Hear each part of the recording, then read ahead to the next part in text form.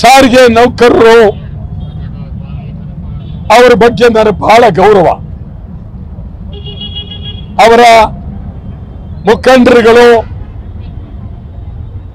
ಬಹಳ ಒಳ್ಳೆಯ ಹೋರಾಟಗಾರರು, ಸ್ನೇಹಿತರು. ಬಹಳ ವರ್ಷದ ಬೇಡಿಕೆ, ಅವರ ಬೇಡಿಕೆ ಸಾಧುವಾಗಿದೆ. ಹಳೆಯ ಉಳಿದಿರುವ ಸಂಬಳ ಕೊಟ್ಬಿಡಿ.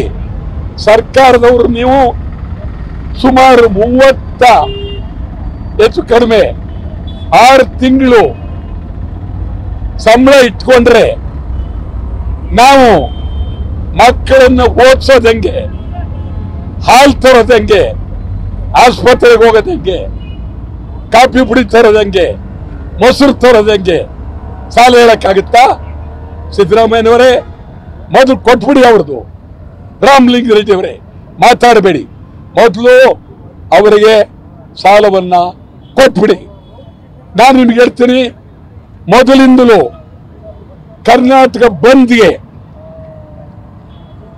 ಕರ್ನಾಟಕ ರಾಜ್ಯ ಸಾರಿಗೆ ನೌಕರರು ಈ ರಾಜ್ಯದ ಬೇಡಿಕೆಗಳ ಬಗ್ಗೆ ಒಕ್ಕೂಟ ಬಂದ್ ಮಾಡುವಾಗ ಬೆಂಬಲವನ್ನ ಕೊಟ್ಟಿದ್ದಾರೆ.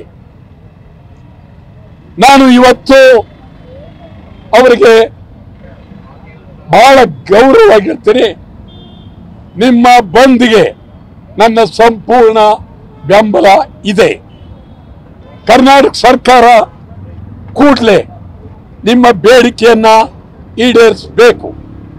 ಹಿಂಗೆ ಇವರೇನಾದರೂ ಮುಂದೆ ಬರೆದ್ರೆ ನಾವು ಕಳಸಾ ಬಂಡೂರಿ ಮೇಕೆದಾಟ್ ಸೇರಿದಂಗೆ ಸಾರಿಗೆ ನೌಕರರ ಬೇಡಿಕೆಯನ್ನು ಪ್ರಮುಖವಾಗಿಟ್ಟು ಕರ್ನಾಟಕ ಬಂದ್ಗೂ